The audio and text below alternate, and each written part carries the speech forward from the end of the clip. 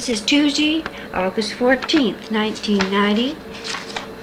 I'm Geneva Kebler Wiskemann interviewing Donna Werback. We are at Donna's sister's home at 503 Curtis Road, East Lansing. I didn't get to see a patient file as such, but I did find the entries in two records for this great aunt of mine, and it gave... This is what you found at the State Archives about these are my the notes that I made about Mary Ann Howard, and this was the first book that they gave me to read. It was a record of admissions, I guess, but it did give me the case number, you see, and the date when she was admitted. The first volume only went to 1893, so I found her quite soon in the second volume, 95. She died in 1904. And then in the Patient's General Register, do you remember those books? Oh yes, they're Lieber size. Yeah. Yes, I broke my back lifting those. I'll bet you did. I didn't attempt to lift it. Seriously? I could hardly turn it around on the table. I had spinal fusion. Yeah. And I'm glad to know, because I decided I couldn't read it unless I stood up to read it, because it was about up here on the page, you see. Well, by the time I had stood up while I made these notes, I was all worn out. yeah, So it had the whole thing. I mean, I knew what her age should be, and that she was single, born in Canada, that her father was a tinsmith. They were Congregationalists. I don't know when they said education, C-O-M, whether they meant common school. That's what I figured, yeah. Gave her residence as Jackson, and by that time several of her brothers and I think her father and mother were all living in Jackson, so that jibed. And this is the signature from the Justice of the Peace for her her commitment, I suppose. No insane relatives. The cause was epilepsy, which I had heard verbally before, but I'd never seen it written out that way. I'd never heard of dementia epileptica. If you want to call it that, that's all right with me. Duration 1 year at the age of 55, and yet she was transferred to the mental facility? Well, I think she had had it intermittently since she was a baby. And the damage was accumulative. Yeah, I think so. But I think that the acute stage probably had just started within the year, so that's the reason they said it. But then I was interested in the fact that these big pages in their final column over the right said under treatment so many years, months, and days, and worked it all out, so. They're beautiful records, aren't they? They are. And you knew more about this person than most people know. I mean, some people come in with only a name, and maybe that's wrong. Yeah, true. Well, did you feel that you got what you wanted there? Well, I think so. I was hoping maybe to find more about her parents. I mean, if they had decided.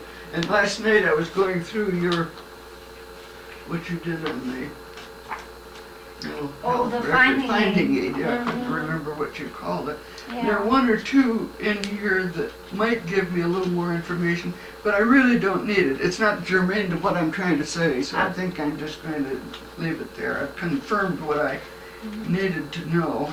See, that with my great-grandfather, I knew that he was still in Brantford, Ontario up to 1882. I knew that his book of poems was published in Jackson in 1894. So whether he was living there at that time or whether he was over visiting his oldest son who did work there, I don't know. This was your maternal grandfather? Yeah. And I haven't seen you since I got the information. You found the finding aid that I wrote helpful to you, didn't you? Yes. I'm filled with admiration to stick with it that long. I can drive you up the wall trying to work through those details. I shudder to think I may have a few papers in the archive someplace myself, but yeah, I hope not. Now no, I had seen you before I went to Jackson and found the bits in the Jackson City directories about my uncles, great uncles. Did I mention it to you? No. Well, They have good directories right at the Library of Michigan. that was one of the, and I still may in the next 2 weeks go down and ask to see some of those, particularly for Detroit. Oh, look at the family that you picked up here in the 1880s. Yeah. Here's Alfred C., 1875. Yeah. And he was still there then, but he apparently then was the first one to leave because he wasn't there in 1891. I know he ended up in Spokane, Washington. So, but this man I know stayed there until I think about 1905 or 6, somewhere along in there. Christopher. His daughter was the same age as my mother. They were first cousins, and Mother used to go and visit Hazel Coward out in Jackson. And they were close friends besides being cousins. But Hazel didn't come to my mother's wedding in 1907, and I assume that the whole family had moved west by that time. I know they ended up in California, so anyway, this is the oldest brother in the family, and this is his son. Makes it very confusing because there are 3 Thomas Cowards altogether. Oh, Christopher, and here's Thomas, and here's another Thomas. Yeah, that Thomas R.L., that's his son. And he clerked at Foot and Jenks, and I didn't realize that Foot and Jenks were that old, because I know back in the 1930s my father used to make photo engravings for Foot and Jenks. It was one of his accounts. By that time they were making flavorings and things of that kind. And I don't know just what they were doing back in 1888, but it's interesting to go digging. Then this one and this one and this one were the 3 children of this one. See, they all have the same address, but this one and this one and this one all boards. This one's resident. So. Clara, Ella, and Thomas R.L. We're all children of Thomas. Apparently he didn't have any other name or didn't use any other name. But then in 1898, by that time, some of them had gone. Now I know that George was the son of Christopher. He went to California with his family, and then he ended up as a businessman out there and was one of the big developers of San Marino up in Los Angeles County. I know that about him. This, I think, is my great-grandfather who wrote the book of poetry, and I think he was living there by then. Thomas, identified as a gardener. Yeah, which, of course, he was born in 1817, so by 1898 he was well along in years, but he probably had to identify himself some way. And this is the son who was the father on the other page there. And he apparently had progressed from being a tinsmith to heading up a sheet metal works. And he also had a telephone in his office, which I thought was interesting. Real progress. So you can get... Turn of the century. Yeah, get interesting bits from... Well, every solution poses another question, though, doesn't it? Yeah, that's It keeps going on and on. Well, you had some good result then. Yes.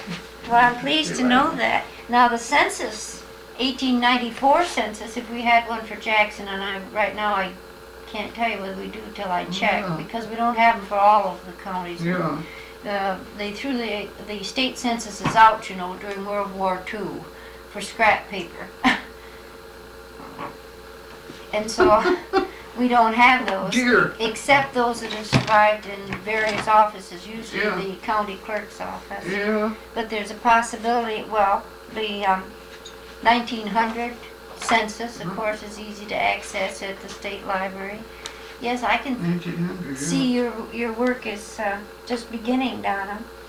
But I found this biographical sketch in the state library that you had submitted on that old form that Esther Laughlin circulated was very interesting. There's the new one that I had made out for you. I Oh, don't know whether good. you still want it or Oh, not. yes, this Yeah, is fine. This is fine. I thought today for the Voices of Lansing project, we talked mainly about your professional career here in Lansing, maybe that part before you went into the military, Donna. Mm-hmm. But before we do that, I know you've been thinking a lot about moral rearmament. Is there anything you'd like to add about that? Oh, not that I can think of especially. I sent you that one thing Yes, on that was a beautiful change publication. something or other. Yes. And I- there's more news which is just coming out now about all the people that have been at CO in Switzerland this summer. And of course, they've had large numbers from the eastern nations in Europe who were there, besides people from other continents and so on. So that's most of what's new, but I don't really have More to add more on that. myself. Yeah. Well, your family, Andrew, your father, Andrew G., Mm-hmm. and Mother Bertha came from Detroit to Lansing about 1925. Yes. September 2nd, to be exact. Being that German efficiency gene pool shows up in you, Donna. Why did they come to Lansing? My father had been asked to become the manager of the Lansing Color Plate Company, Mm-hmm. and he came up and started work there August 1st, and the family moved the 2nd of September. So we'd all be ready to start school the following week. Uh-huh. He had been in that business in Detroit? Yes. In fact, he started way back in 1900 as an apprentice in one of the Detroit engraving plants. Mm-hmm. And worked there for 4.5 years. And at that point, the photo engravers in Detroit went on strike. And it was a long, drawn-out strike, and he ended up taking a job first in Philadelphia and then in Rochester and Toronto, and he was working in Cleveland when I was born in 1909. Oh, I noticed that you were born in Ohio. Yeah, that's how it happened. Then we moved back to I always say we moved back to Detroit. Of course, I hadn't lived there before, but in 1910, and then my father worked in engraving most of the time between 1910 and 1925. He also did some building of houses and garages. Back about the time of World War I, there was a great need for garages to be built because people were buying cars and needed to have a place to put them. So he did that, more or less moonlighting. But he had been in management in 2 different engraving plants before he had the chance to come to Lansing. So You were I about liked it. 16 years old when you came Yeah, here. not quite. Yeah. And I had just 1 more year of high school, so although I graduated from Lansing High School, I never really felt quite a part of it, having come in it, so near the end of my That must have been there. a little bit difficult at that particular Yeah. time in your life to make that abrupt change. Yeah, but it was interesting. Yeah. That's probably when you met Jane. That's You right. became such a fast friend. That's right. Then you stayed here 1931 to 34. You were bookkeeper for Lansing Color Plate, where your father was manager. Did you like bookkeeping, Donna? Did you like the figures? Yes, I've always enjoyed bookkeeping. Of course, it isn't done my way anymore, except in very small situations. It's all computerized now, so it's quite a different business. But I always said that was the one thing I knew how to do. You did it very well, apparently, because you did it all through your career. Secretary Treasurer of Donovan Gilbert and Company. What was Donovan Gilbert Company? Investment securities. It was started by 2 young men who had been Lansing representatives of Detroit securities dealers, Bill Donovan and Nelson Gilbert. And they started on their own in 1934, and I was the rest of the staff at that point. So. And you worked there until for 4 years, apparently, before you went in the wax. It was 8 years, actually. 8 years. Oh yes, 34 34 to to 46. 42. Okay, you're right, 34 to 42. And then you went in the wax. That must have been quite a decision. Yeah. No, actually, I mean, it wasn't a difficult decision for me. I'd have gone in sooner if they had been ready to have women, but we had to wait until Congress acted. Mm-hmm. And the legislation was passed in May of 1942, and the first group of trainees went to Fort Des Moines on July 20th, I think it was. Jane and I were sworn in Detroit on July 11th, and then put on leave until we had to go to Fort Des Moines. Mm-hmm. What were your first reactions to the military, Donna? Do you remember? You really hadn't been away from home except to college. It was quite different this time. Yeah, although I had, for the 3 summers while I was in college, I had been a camp counselor near Detroit for the whole summer, so I was quite accustomed to camp life, you might say. Mm-hmm. And I really don't remember any special reactions to their introduction to the Army. Mm-hmm. I know we always had to hurry up and then wait when we got there, as they say. Everyone says that. Yeah. One of the questions that the interviewers for Women's Overseas Service League always ask is the reaction of men to you as a woman. I'd like to ask that now. How were you treated as a female? I was always treated very fairly, I felt, and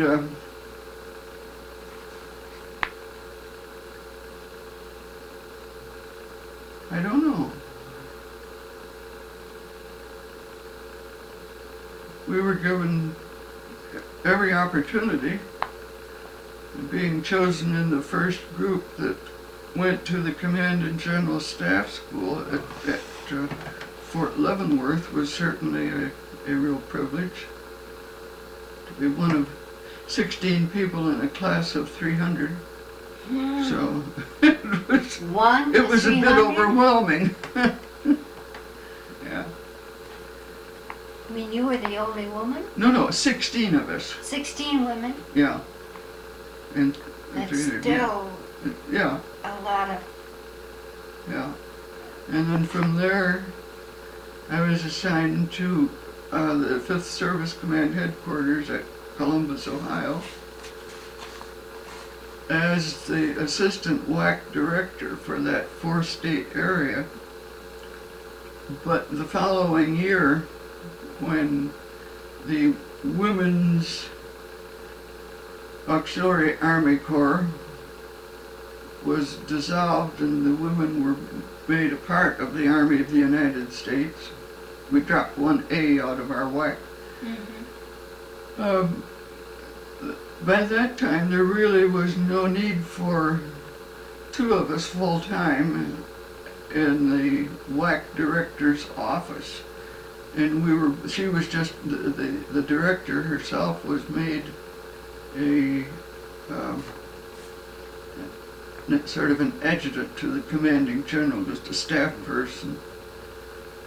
And my assignment as her assistant was just an additional duty. My main duty became work in the Personnel Authorization Division, which kept track of how many military and how many civilian personnel each installation was allowed to have and make monthly reports to Washington and that kind of thing. So I always felt fully integrated in the Army. And when people asked me where I was assigned, I was more likely to refer to Army rather than WACs. Because I was very little with actual WAC units. Some interviewees have talked about the men not knowing whether to say ma'am or sir and that type of thing, but that was just a transitory thing, wasn't it? Because it was all so new. Didn't know what to do at the beginning when we were wearing the stiff hats like the French Army had.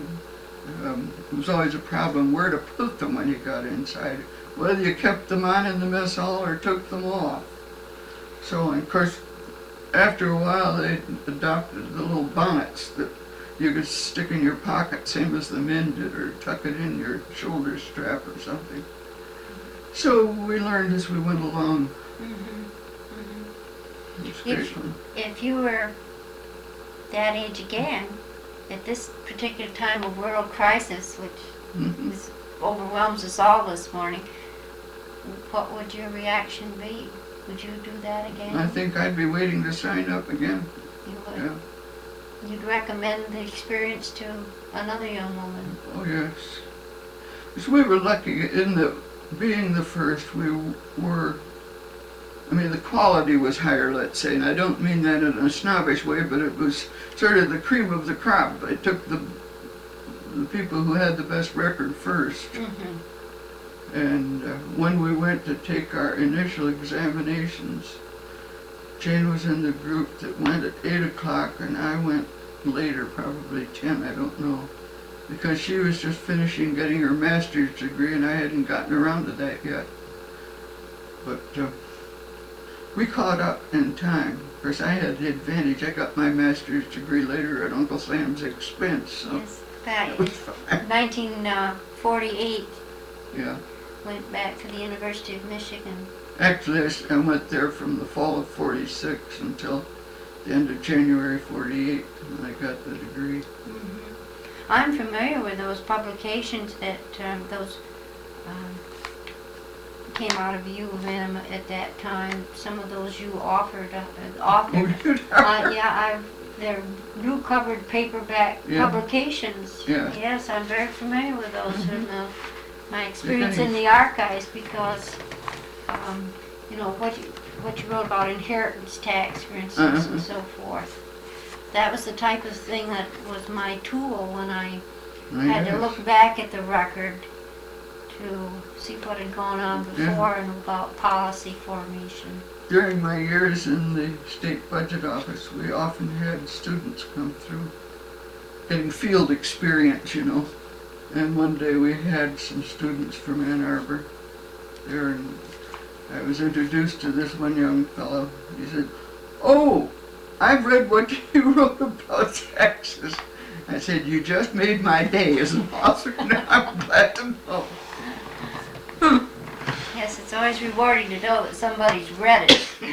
Yes. Yeah, I think myself, the two things I wrote were dry as dust. I wouldn't recommend them to anybody now.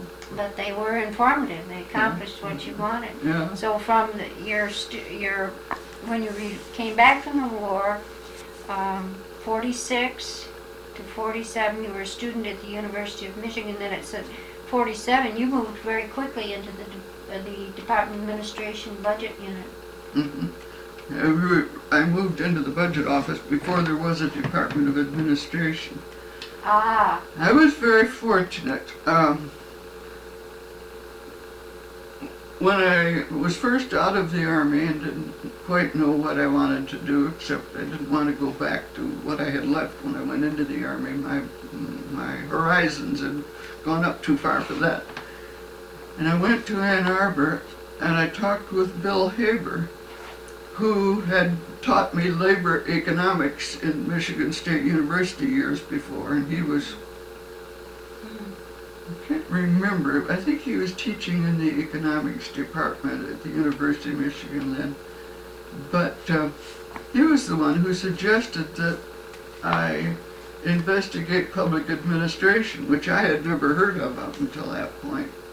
So at his suggestion, I went over and talked with John Perkins, who was a young faculty member and currently the head of the Institute of Public Administration.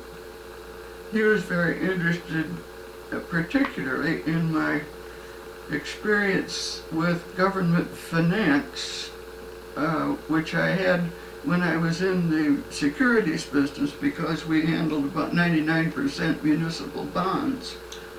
And I used to write all of the financial prospectuses for the bonds that we had to sell.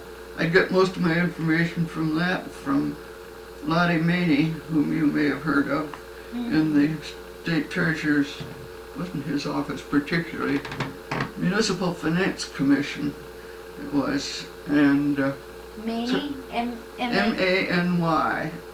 She was a long-time employee there. It was one of those cases where the woman who was usually the second one in the office was the one who really had the knowledge and got the work done. I'm sure you're familiar with that. Yeah. Anyway, I lost the thread of what I was telling you. Well, we were talking about Haber and your Oh, yes. how you got into public. Yes. Then, so I decided that come September of '46, I would start working toward the master's degree in public administration. But that fall, Kim Sigler was elected, that's right. And he asked John Perkins to be his budget director. Well, that took John Perkins right out of the class that I was taking from him down there. But when he went into the budget office, he started to rebuild the budget staff, which had been wrecked by wartime personnel problems, and wanted me to come and be in the budget staff. And just about the same time, maybe a little before that election in the fall, the Department of Revenue and the Institute of Public Administration had a notice on the bulletin board down there that they were offering a joint fellowship in taxation, I guess they called it. Whatever it was. Anyhow, I applied for that and was appointed to it. And that's when I got to know Frank Landers. And he supervised all of my research for the Department of Revenue. And then Perkins got him to come to the budget office and head up the research part there. So when naturally, they were both just waiting for me to get out of Ann Arbor so I could come to work for them. So I didn't fall into it, but it certainly was a case of knowing the right people at the right moment. And Yes. all fit together very nicely. Do you feel that your military background and what you'd done there contributed? Probably. You had a good track Probably record. made maybe move and act more authoritatively. Yes, yes. I'm sure it did. Yeah. Did you have to take a state civil service exam at any time, or were you Oh appointed? yeah. No. They're all under civil service. I worked my way up. The one thing they did, I started at the bottom of, I don't know whether they still have the same levels now that they used to have, but I think it was grade 2, Roman numeral 2. And what's the monthly salary? Can't remember whether I started at $250 a month or that was where I ended up. But instead of having to wait 6 months or a year for each promotion, they moved me up at the end of each month for about 5 successive months till I got to the top of that. So They expedited your step increase. expedited is a good word, yeah. Well, they wanted to keep you. Mhm. Yeah. Well, then you worked from 47 to 58 for the budget office. Mm-hmm. Far cry from our budgets today. I know. I can't believe the figures. I read them. They're just figures on paper, aren't Yeah. they? You've been reading, perhaps. Well, I guess it was since you were away on your excursion to Canada that this divestment of funds headline appeared on the State Journal. I haven't gone back over the state journals. I've been getting my Florida paper up here from Fort Myers, and I had a stack well, there's some of them that I haven't gotten to yet. So I'm trying to catch up on those, but I didn't have my sister save the Lansing papers for me. So. They have been investigating a situation where the legislature, especially the Appropriations Committee, would literally wash funds through the different agencies. And they started with the Bureau of History under the Department of State. Yeah. And they were, of course, then they have gone on and found it's in DNR. And of course, when they get to the Department of Transportation, we know that's been going on for many years. Highway Department always was a law unto itself. Indeed.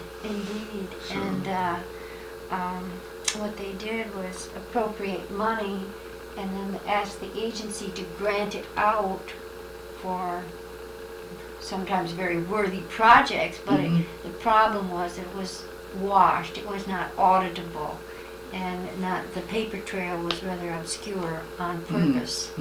And we didn't hear of that sort of thing, well, certainly under G. Williams, under whom I worked for so many years. Michigan had no scandals. It's true. We weren't like Kentucky, where you heard about that, or out west where I heard archivists tell me that you had to pay for your job to the party. You had to pay specific funds to keep your job and that sort of thing. Michigan went through that ages ago. Well, yeah, we'd gone beyond that in business ethics, and I was always impressed with G. Williams' administration, that it was a clean administration. We didn't have anything embarrassing like this. How would you react if you were involved in this now? Certainly take all the concern out of you. I mean, well, what's the use if that's the way they do things? Of course, when I was in the municipal bond business, we did a lot of business with the state treasury when Theodore Fry was state treasurer. And he always had the reputation of being very clean about the whole thing. Well, then there was 1-2 year period in there when the Republicans got back in. We had a Republican state treasurer, I can't even think of his name now. Don't know. Anyhow, he went to work selling off a lot of the bonds that were in the sinking funds at the state treasury there, that because they had been issued before the Depression, had 6 or 7% coupons on them, so they commanded quite a premium on it. Well, he would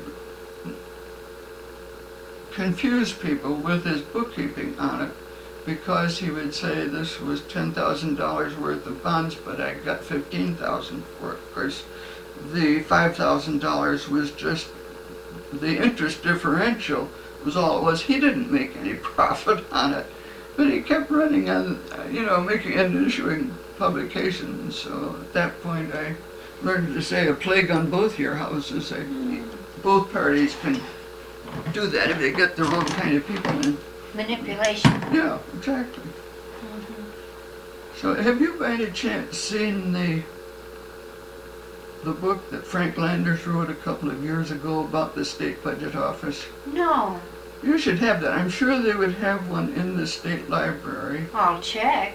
But he was an impressive government service. Yeah, Man. He goes back to when he first worked for the tax commission before they created the Department of Administration and so on. He did a lot of research work.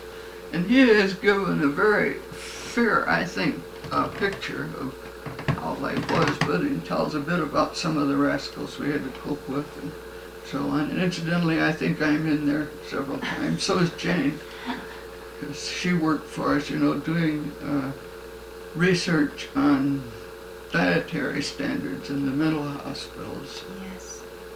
So you Yes. should look that up and read it. I think you'll find it interesting. I certainly will. It covers the same period mostly during Sophie Williams' Oh. 12 years, was it? I'm glad you mentioned that because I'll be familiar with some of those names, Mm-hmm. some of the people. Yeah. Because Landers was there for a long time. Yes. So he got into the international business, but he doesn't tell much about that, just refers to it, and then he ends up telling what happened in the state government on some of these things, just to take care of loose ends and so on. Be interesting what if someone writes a book about the now. Yeah. Quite a different story. I don't know whether it's a breakdown in morality, business ethics. How do you read that? A lot of people have never learned that honesty was anything but a policy. I mean, they don't have any absolute right in their minds. They just don't think there is such a thing. But That word absolute comes from moral rearmament again. well, yeah, it's used there, of course, very effectively. Forrest Kogan sent me a tape since I have seen you. Oh, I think the fact that I told him that I had interviewed you spurred him to look through some more materials that he brought from Denver after Yeah. Blanche died. And he sent me a tape of Mr. Hamilton speaking in Detroit. oh, And it's very interesting. uh-huh. And of course there I heard the word absolute so often. Yeah. Absolute unselfishness, absolute honesty. The thing is, of course, people say that's impossible. Well, it may be, but at least it gives you a standard to aim for and to use to measure what you're doing. How far you fall short. That's about it. Well, it's a lifetime experience Yeah. to prepare for that absolute, Mm-hmm. isn't it? Mm-hmm. Yeah. Well, it's no, I'm not surprised that moral rearmament is having a rebirth at this particular time. Yeah. And you were with the department quite some time.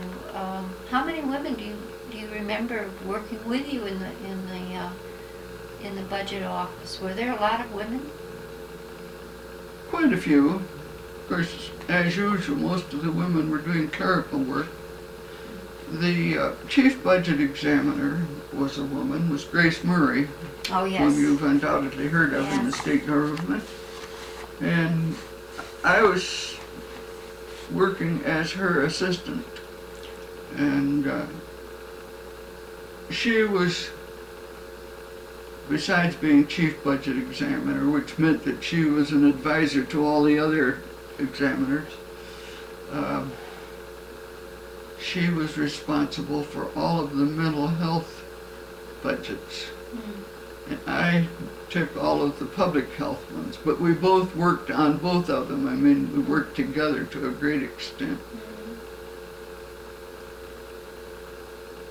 And we were the only ones who were examiners. The actual preparation of the budget documents was handled by women, who did all the editorial work, and then the execution of the budget, including putting out allotments and getting monthly reports and checking them, that was all handled by some senior women employees there. So I would say that the women had very important roles in it, besides the two women who were secretaries to Mr. Landers and to whoever was handling the research part of it. When I first went in the budget office, my assignment was in research. At that point, Frank Landers was head of research under John Perkins.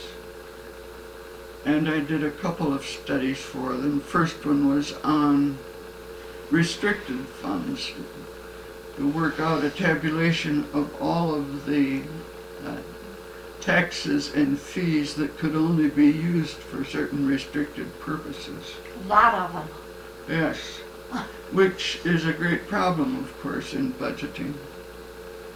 Ideally, there should be none, but as knowing what rascals people can be, if you want to be sure that your increased gas tax is only used for highway construction, you restrict it to that. So that's how that came to be, wasn't it, yeah, Donna? Yeah. And then I had only been in the budget office about 4 months when I developed difficulty with my eyesight, and I had it tested locally and then tested up in Ann Arbor at the University Hospital. They found that I had a melanoma right in the field of vision in my left eye. So the only thing to do for that was to remove the eye. So since that time, I have had only the one eye to work with. So they decided at the budget office that that was going to be too much of a strain for me to keep on with research, which meant sitting and reading through the annotated statutes endlessly. So that was when they shifted me over to the public health budgets and so on. So there was always someone else heading up research that time. And then when the Department of Administration was created in 1948, John Perkins was appointed the first state controller and head of the Department of Administration, and Frank became the director of the budget division. So it's a little hard to remember some of these shifts that we made early on. Actually, of course, because Kim Sigler lost the election in 1948, John Perkins was state controller less than a year. I think it may have been only from July 1st to December 31st in 48. Was that when Felicitas R. Peck came in? P.R. He Peck? came in before. He did. He came in about the same time that I did. He was the one who headed up the first records division. Right. Yeah. Right. And did you start with them then? They were very, very young at that time. Yeah. You know, the records center was actually planned with Red Miller's red tape program and so forth, and they had this on. Pre-war, this was. Yes, Yeah. and then the war came, and Yeah. but it was the fire in February 51 that was the real catalyst for that Yeah. building. Yeah. And P.R. Peck was the driving force, and because he had been in the Navy, he brought in Navy specifications for the shelving. Oh, I see. I mean, it would hold up Atlas himself. And when I went into the state archives with a tour with a teacher from Romania last month, I saw a brand new piece of shelving that had buckled. It had already buckled under the weight of some of those large levers. Yeah, yeah. And I looked at that and I thought, oh, PR, if you saw this, Yeah. you know, it would never have happened with your specifications. He was a real mentor to the people that worked in the early archives when I went to work there, because we shared space in the record center with the Department of Administration. We had two agencies working very closely together, of course, in every respect, but physically close too. In fact, P.R. Peck bought supplies for me to work with and bought a typewriter for the office when our historical commission didn't have funds to buy supplies, Yeah. because they had to be acid-free and that type of thing. And he bought it. He said, well, you need a typewriter, and he said, I'll authorize it. And we ordered a green one because our walls were green and we wanted it to look nice and he came out and he said something very Navy-like, is, you know, like, I didn't know you were going to get a green one. Don't let anybody know you bought a colored typewriter. And color, anything but black was just unheard of in state service. Yeah. Of course, by the time we retired the typewriter, everybody had blue and pink and everything else. Yeah. That reminds me of when I first met Phil Peck was before I started to work in the budget office. It must have been the summer of 1947. And I stopped to see Frank Landers, who had just come over to the budget office from Department of Revenue. And Phil Peck came in the office, so Frank introduced me and he said, "This young lady outranks both of us." I didn't know what he was talking about first. Well, I was a major and they were only senior lieutenants, I guess, in the Navy or something like that. I wasn't even thinking of it by that time. So anyway, they all both teased me about that from time to time. Aw, he had a great sense of humor. Yeah. But he was, I remember that he could come into the record center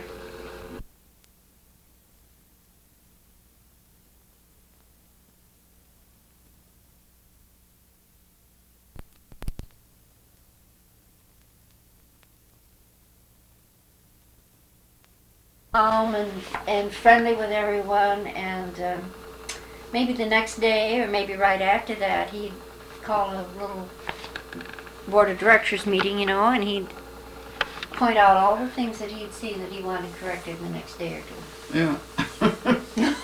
You know, he just laid it out like that. He might be laid back, but he was still in charge. He was definitely in charge, and he could walk through the building and see more things, either good or to be corrected, and of course he got results. Got results. Now tell me, they still have the record center out on the Charlotte Road? It's North Logan. North Logan. Up by the health department. Right. That's right. It used to be DeWitt Road, and now it's North Logan. Yes, and it really the archives did not move out of there. They shared common storage area. And the archives did not move out of there until last year when they moved into the new building. Now, have they moved everything into the new building? I believe that they've got everything out of their auxiliary storage by now. However, that space is very fast filling up. That's what I was thinking. You see, people have waited ever since the fire to 1950s. When you think about local government, even school district records that should flow in, there's just from Wayne County alone, if we took all the materials that should come in, they'll be saturated. I believe they say at their present rate, I believe I heard Lee Barnett say that in 5 years they will be completely saturated and they will have to go for auxiliary storage. Of course, I told them the building was too small. You know, they did not allow enough space. I had an interesting experience a few years back. I was researching the life of a friend of mine who was in the Foreign Service. So I figured there were records on her in the National Archives. So I went to the main building there in the center of Washington, and they were not as particular as the state is here. I mean, I didn't have to tell all about what I was doing. I just walked in cold and made out the form that I needed to and applied for it and got a pass. They brought me a box, not unlike the box here, but I never knew until then that the bulk of the storage now is at their center way out in Maryland. Oh yeah. It's only the old things that are downtown now, back pre-war. I don't know, must be pre-New Deal too, I don't know. It's almost showcased downtown, and then they have so much in Arlington and Bethesda, and then out in the Midwest, and into the Great Salt Mountain in Utah. And we're scattered for security purposes now. And volume, think of the volume. I know. Well, several years ago, like about 25 or so, the local American Legion service officer checked something for me came out of the Army with flat feet. And he thought that they could compensate me in some way for it. I wasn't interested in it, but I thought if I had anything coming, I'd at least investigate it. So we made out the application for the information, and the response that came back to us was that all those records were destroyed in a fire in St. Louis some years ago. They did have a serious fire Yeah. there that destroyed a lot of records. Yes. So if I could furnish the name of the doctor who examined me, they would see what they could do about it. Well, who has any idea of the names of all those nameless doctors that you go through? So I abandoned that. But that just shows what a fire can do to a lot of people. That was very serious for particularly Air Force, I believe, Air Force records that were lost in that fire. You know?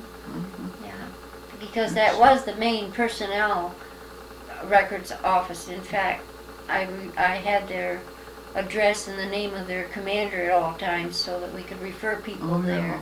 Yeah. A lot of people would write to us or call us for things that were not even under state administration, but it was our job, I felt, to always refer. If you didn't know, you better find out so you can refer other people on. I don't always run into that state service today, that philosophy. That's too bad. Yeah. Yes.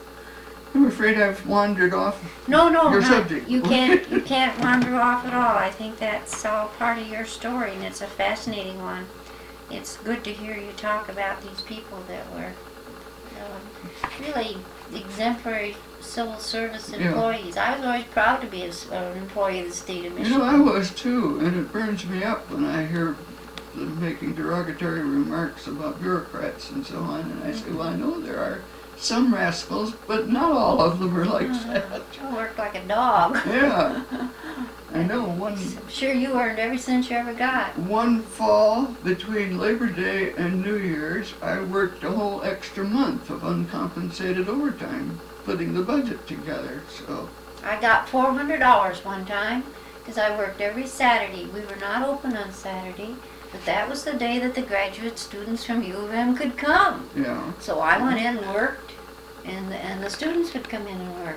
And finally, Dr. Beeson called up and said, you know, you've got all this overtime. We can't afford to have you take any time off, and we have no money to pay you. And I said, well, just forget it.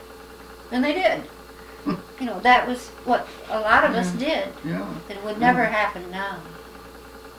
Never happen now. I'm not sure that I would be proud to be a state employee today. It's part of an agency.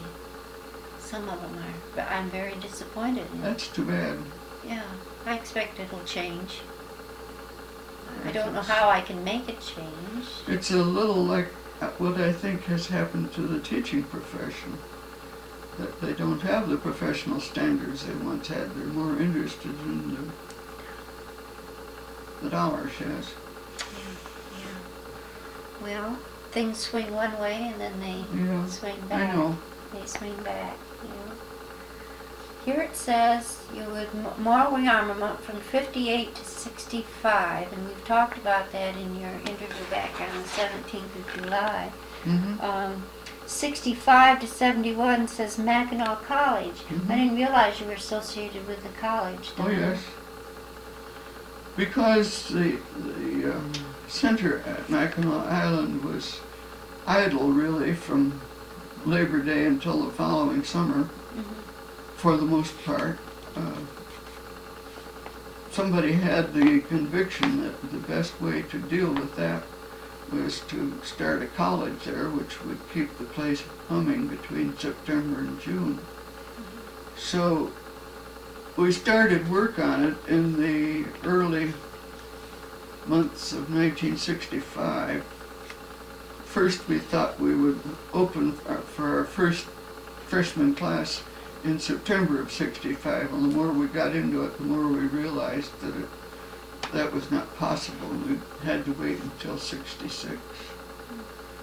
And we operated for 4 years, graduated one class of 20-some students, I think. And it was a very interesting experience for me. It started out because it was using the property that had belonged to Moral Rearmament, and we added both a library building and a classroom building for it. And altogether, we had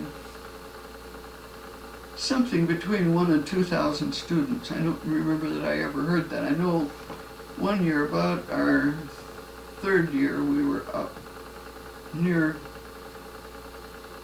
well, we were several hundred, wasn't near 1,000, but maybe 600 or something like that students.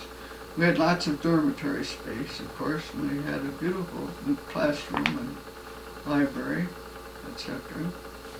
Then we ran into all the 1968 unrest among students the world around, and it got to the point where between that and finances, which were always a problem, it's just touch and go, and the trustees decided, it was long toward the spring, maybe March or April of 1969, that they would discontinue the college. And then they realized they had some students who were finishing their third year there who would have difficulty getting a degree from another college if they had to transfer. Yes. So we did continue through the 1969-70 year, mainly for the benefit of those students. I ended up teaching the introductory course to public administration too. That was a great challenge after it had been so many years since I had studied it, and I took a quick refresher course going down to the University of Michigan Institute of Public Administration and getting some of the newer literature, and found that they had changed a lot of their theories about public administration since 1946.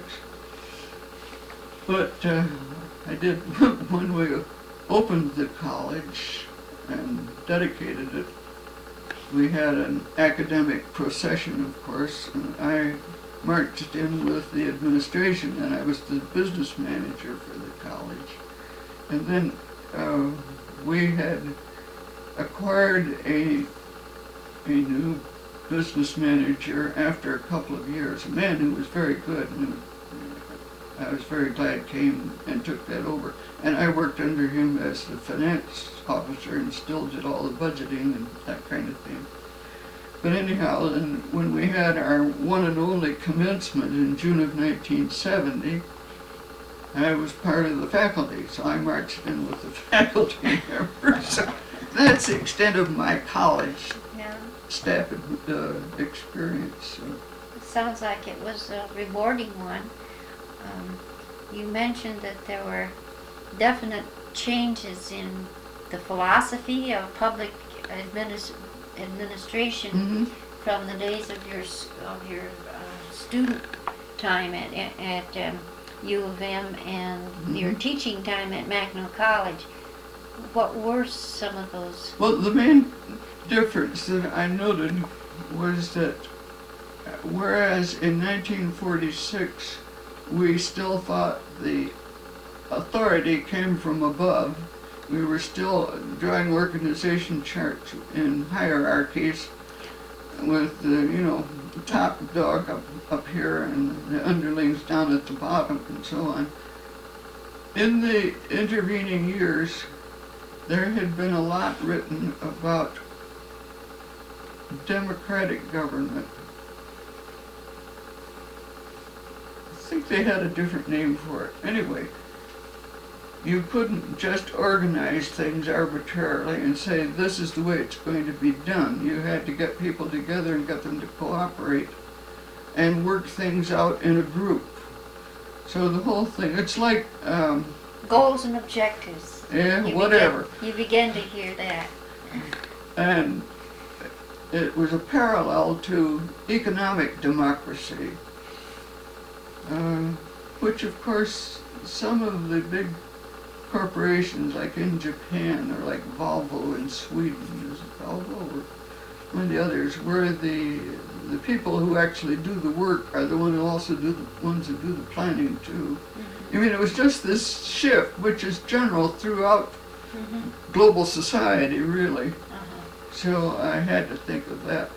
I had 6 students in this public administration course, plus 2 who took it later as, what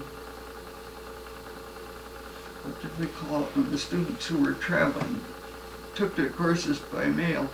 Oh, correspondence or, Yeah. or extension? Extension, I guess that's what you would call it. But because nobody had very much money at this point, I didn't want to assign them all to use or to buy a lot of textbooks. So I had written as a faculty person to ask for sample copies of 2 of the up-to-date volumes by authors that I was familiar with from 1946 and 7. And I got those, and then I discovered a little handbook, paperback, put out by the United Nations, which gave simple instructions for government administration and how to organize, and went through all of the planning and organizing and staffing and all the things that you have to do, which I thought sort of summed it all up. And those could be bought for something like $1.50 a piece. So I got 8 of those for the students in the class, and had my 2 sample volumes I put in a little carrel in the library there for the students to use, so they could all use the same books. So we made out all right. I don't know that any of them have gone on to careers in public administration, although one of the young men wanted to go into the foreign service, but I don't think he did. He got waylaid with some more attractive offer. Yeah. It's very interesting. We had a reunion at Mackinac Island a year ago this summer, over a long weekend, and quite a large number of the students came to it and brought their husband or wife and the children, and they had a great time together. Well, of course, these students are now just at the point of midlife crises and career changes and so on, having been 20-ish, 20 years before, they were now 40-ish, and so on. So it was very interesting to talk to them. All in all, I think, although on the surface you'd say Mackinac College did not succeed, it certainly did a lot for the students who did go there, and I learned a lot from it, so all was not lost. No, the institution may have floundered, but the people did not. Yeah, So, that's true. well, that was what was most important. Most important. After you left Mackinac College, you there's a gap there. You mean from 71 to 74 you actually did something for fun? Did you ever stop work? No, that wasn't quite it. Just at that point, my mother was in need of somebody with her. My father had died in 1965, You went and home. I had always lived with them before I went to Mackinac, while I was working in the budget office and so on. And so I moved back to Lansing. I thought that I would probably get a job in Lansing. In fact, civil service was advertising for someone who, I think it was to be in the department, but to supervise the budgets for all of the institutions. It was something that actually I had good training for, but when I was interviewed for the job, I went and took the written test and was called in for an interview, and they asked if I was free to travel to go to visit these places. And I said I would, but actually I shouldn't. I had realized by that time, this was maybe November, December of 1970, after I'd been home with my mother for a few months, and I realized that she then let's see, she was 83. Then she really needed the steadying influence of having somebody living with her and seeing that she got safely to bed at night and organized the next day. So that was the reason for that gap in there. She and I did a lot of traveling. I mean, not extensive traveling. We had a couple of winters in Florida and one in California during that time. So. Well, that was an important time Yes, of giving to your mother. I learned a lot from that too, because having never married, never had a household that I was really responsible for, I had, not been through this before. So That's right. That too was a time of learning. Indeed, it would be. It would be. I had not thought of that, Donna, but that's true. That's true. So that as you continued your life alone, that put you in good stead, didn't it? Yes. Yeah, you needed that too, yeah. part of your education. Yeah. Then 74 to 82, Secretary Treasurer Newton Associates Realtors in Fort Myers Beach. You went into a whole different... Some of the people that I had known in moral rearmament and at Mackinac College too had gone to Florida. The older couple had lived there originally before they were with moral rearmament. And anyhow, by 1974, see, Mother died early 1973, and I didn't put down there, but I did for about 6 months. I worked as a bookkeeper for the state YMCA of Michigan, which was supposed to be a part-time job, but was more like, how those jobs are. Yeah. Their offices then were down, next to the Lansing YMCA, in the house where Dr. and Mrs. Heron used to live, the White House in there. Yeah.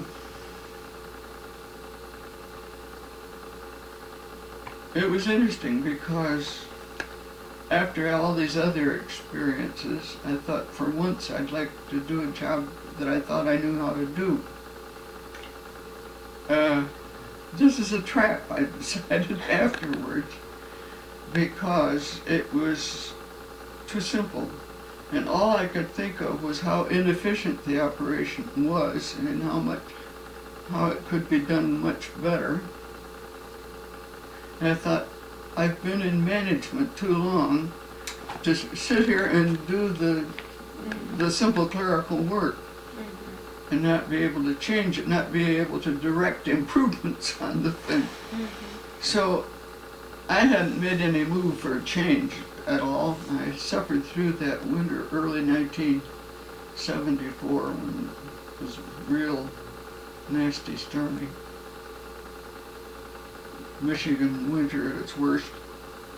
And then I had a phone call from these friends down in Fort Myers Beach, saying that they had need for a part-time bookkeeper. And if I wanted to be a part-time bookkeeper, why didn't I do it in Florida instead of up in Lansing? Sounded good. Sounded good. I responded very positively to that.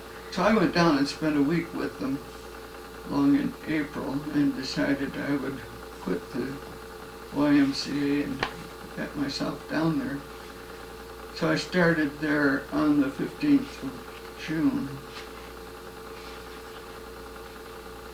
And I was just a part-time bookkeeper to start with. We were trying to arrange my hours so that what they would pay me would come to just what I could earn under Social Security and not have to pay it back to the government. Their business grew very successfully, and I finally decided I was going to be working full-time. I might as well give up the Social Security. I had started drawing it before my 65th birthday because I was taking care of Mother at that time. I was not about to ask her to pay me a salary for doing it. And so anyhow, I wrote to Social Security and told them I now had an opportunity for full-time employment, so don't send me any more Social Security. So I accumulated quite a bit more in the years that I was working there. Yes. And when I finally did retire at the end of 1982, it made quite a difference in the benefit that I got. So it worked out fine. And it was a very interesting experience down there too, and a good time to be in that field. Well, you've been in Lansing, but you've certainly spent a long time away from Lansing during different times. Yeah. When you returned each time, you must have seen great changes. Yes, I have lots of places that I just feel like I'm a stranger now, but the changes are mostly for the better, I must say. Oh, some of it's decayed, of course, but that happens everywhere.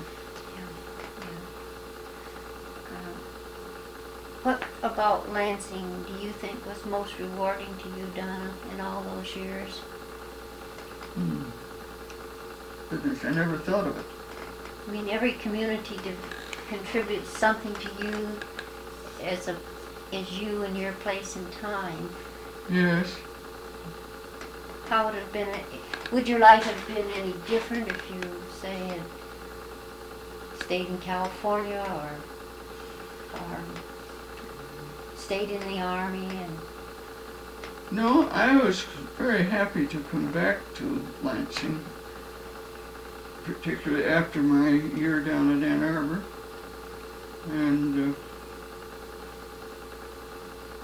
I always liked Lansing because of the size of it and the diversity and all of the activities that I could take part in, like singing in the People's Church Choir and singing in choruses when the Civic Players Guild gave a musical. Several other things like that, you know. And I was on the go all the time. I was always, from 1934 on, I was active in the Lansing Business and Professional Women's Club. And you said that when we were looking at some of the materials I copied from the State Library's file, and here's a copy of the bulletin. And you said you were an editor for them. I helped work on it. I was part of the staff. I shouldn't have said editor. That was the year when Margaret Siebert was the state president. The state president always appointed someone in her local area to edit the bulletin. I think there were 4 of us all together. One was in charge of mailing it out, and I was in charge of paying its bills. I guess the other 2 did the editorial work. I don't know. So it was a team production. It was a team thing, yeah. Yeah. And you mentioned the Civic Players. They have a long history in Lansing. Yes.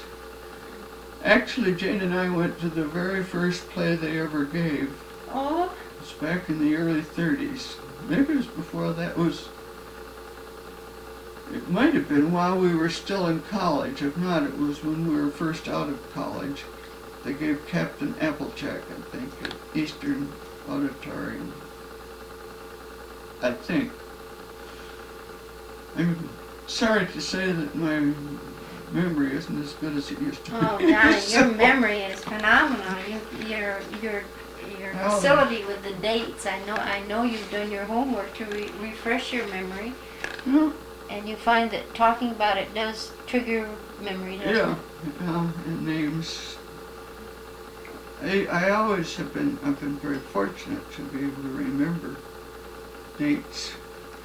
And, well, it's the figures, isn't it? Names I have trouble with. For 3 days I couldn't remember the last name of a woman that I was with in Canada week before last. Something that I knew perfectly well. Began with G. Well, I finally looked on my calendar and I had written her name out on the day that we met her. So fortunately, that one I was rescued on, but I have real blank spots. So, But your mind is very agile when it comes to figures, and so dates. it's the dates that I guess I have a logical mind, so things come along in a logical progression. And When you were with the civic players or active with them, what role did you play with that group? Were you ever on stage, or were you? yeah, I was in 2 or 3 of the musical numbers, just, in the chorus, and you move around. The only straight drama I was in was Victoria Regina. I was the maid in the very first scene when 2 gentlemen came to wherever it was that Victoria and her mother were living to announce that the king had died and that she was a queen. So I came to the door and I had 3 lines to say,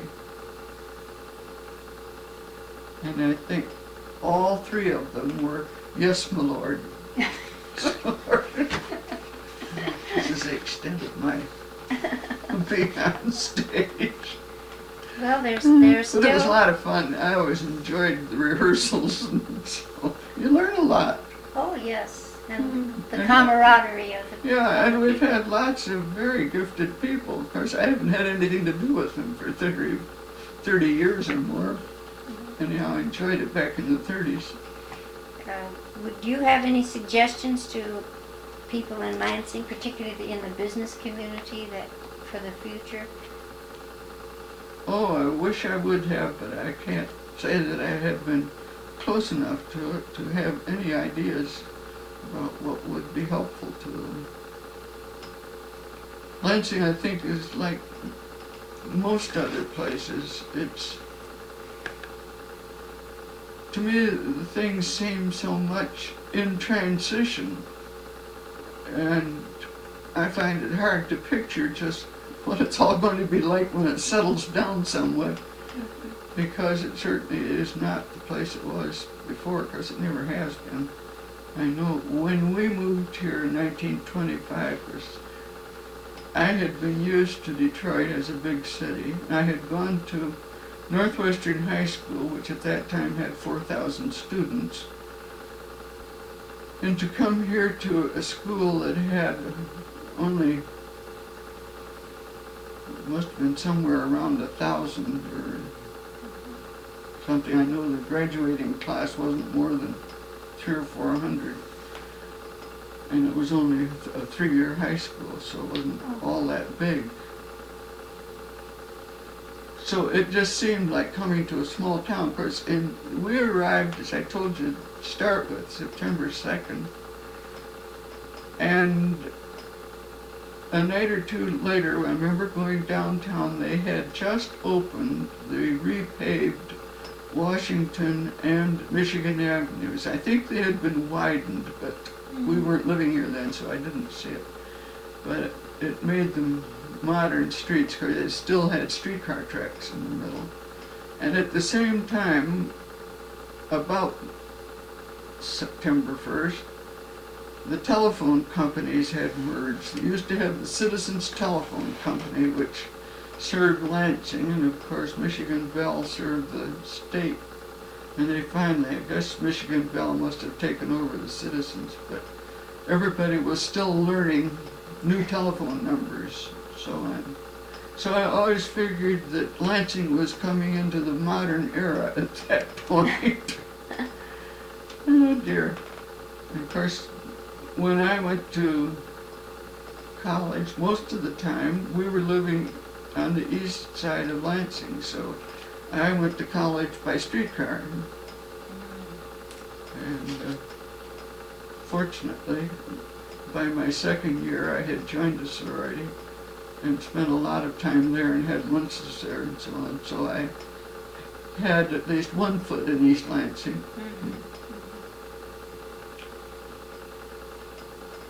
But it isn't the same place it was. I mean, there has been a lot of history. made. I was thinking this morning about the time when the labor unions, the UAW, were getting organized and when they were having sit-down strikes. When they marched from Lansing and were coming out to the campus. And my brother was old enough then so that he was in the student group that met them with bats and whatnot and stopped them over there where they started up the hill to go to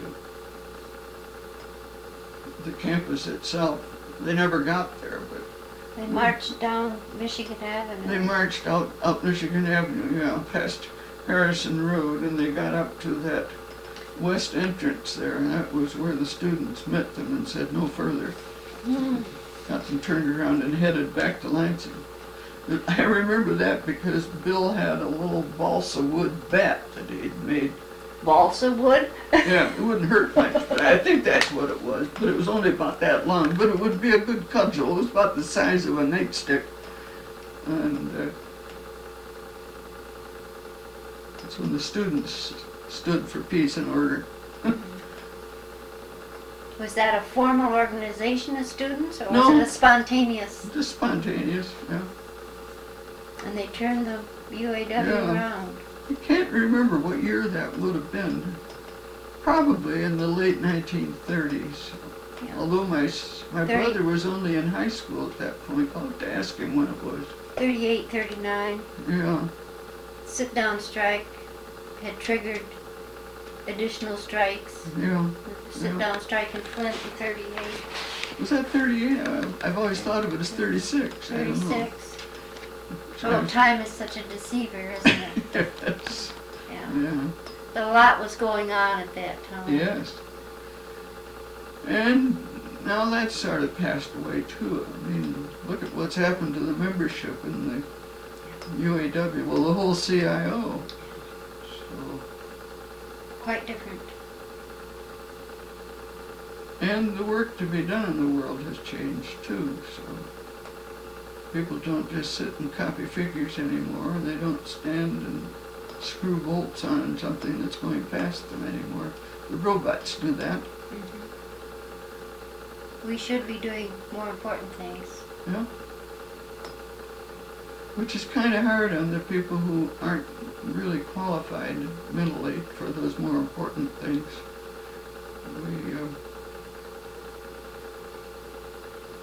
We need more labor-intensive jobs for the simple folk. Well, we see efforts by major corporations such as Oldsmobile or VLC now, Buick, Olds, Cadillac, to retrain pipe fitters and other people who do not find as much need for anymore. Yeah. And some of those people respond to training in such a fine way. It was as if they were waiting all their lives to do something more challenging than they'd done in the past. I've witnessed some of that. So some of those simple folk had great potential that was never tapped. Yeah. Yeah. But This is maybe didn't have the education or the opportunity to specialize. true. But then there's that group of people that will never rise, regardless of what we do, that still have to have work. I've always admired the good apprenticeship programs that they have in Europe. Germany and Switzerland and Denmark and some of the others I've had reason to know more about. But you run into problems. A couple or 3 years ago, I had a friend, a German, who brought her nephew to this country to give him the treat of seeing America. And he had just finished his training as supposed to be as a cabinet maker, which he liked. But he had started to work for an employer, and he found that this employer didn't need cabinet makers because he made things that came already cut out, and all that the employees had to do was to put it together and turn it out. It was a production thing, you see. And he was bored to death with it, so he quit. He wasn't going to have that. He wanted to get into photography, which I guess he has gotten into. So it doesn't always work. No. For some reason or other. Back when my father and grandfathers were boys coming up, they were apprenticed. My father spent 5 years as an apprentice photo engraver. And actually, when the Detroit photo engravers went on strike, he was just about 6 months short of 5 years. And that was one reason he went to Philadelphia, and he finished his apprenticeship there for 6 months. And then he could earn a journeyman's wages, a great sum of $18 a week. Americans today, I see in my grandnieces and nephews, are so impatient. Yeah. To go through the apprentice program would be, Takes too long. Takes too long. Yeah. Tell me, where should I go? One figure I need for my manuscript is a comparison of the value of $1 in 1907 and 1990. There must be a reference librarian who will look that up for me. Yes, I'll get that for you at the library. Sure. 1907 and 1990. That's important. Sure. My father, who was then working in Rochester, I guess,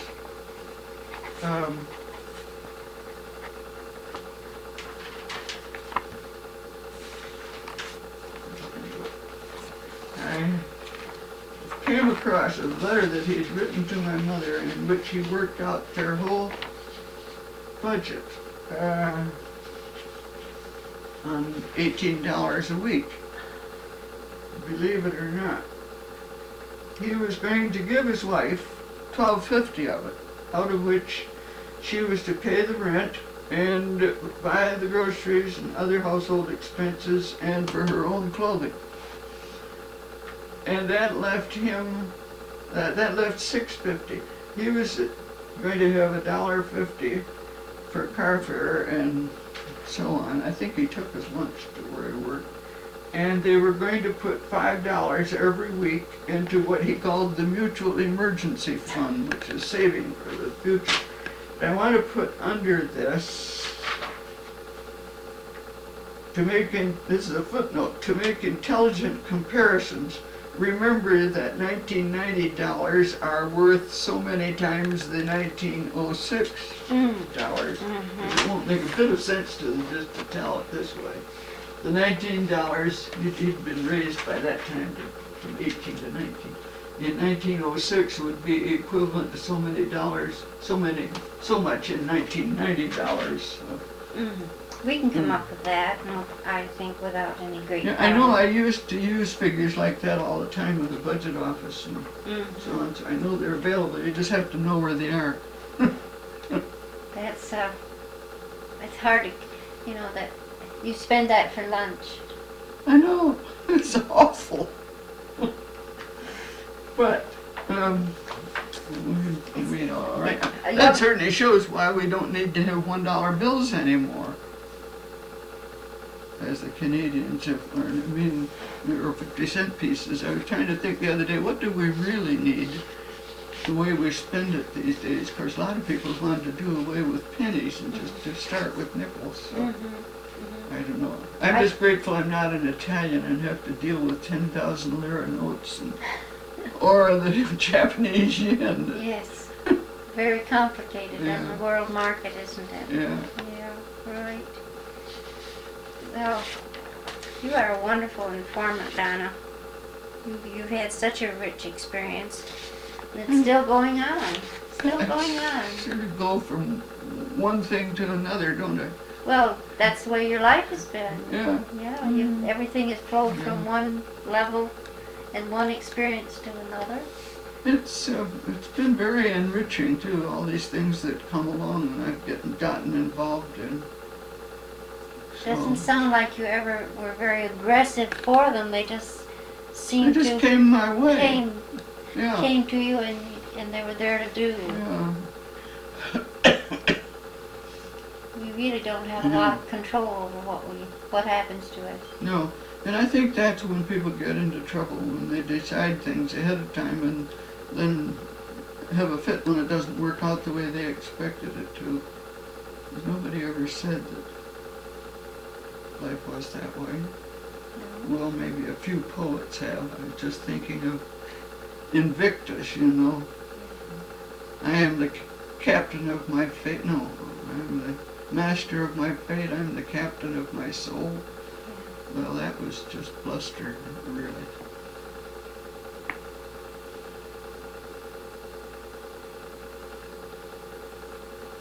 So, have we covered everything? Probably Well, not. no, of course we haven't. We could talk for a long time, but that's probably enough for today.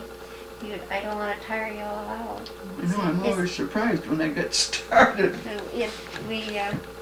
We find that memory triggers memory, and we go on. Is there anything you think we've left unsaid for this session? No.